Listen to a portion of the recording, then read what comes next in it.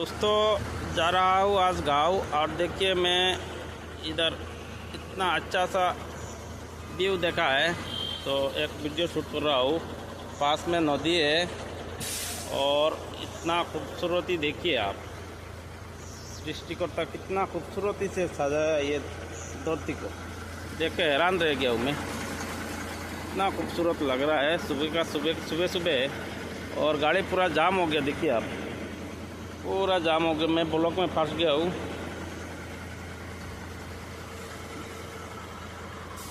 ये देखिए आप, इतना खूबसूरत जगह है ये देखिए। वीडियो थोड़ा लंबा होगा।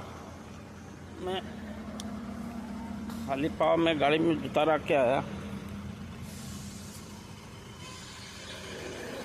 ये पूरा गाड़ी ब्लॉक हो गया है, देखिए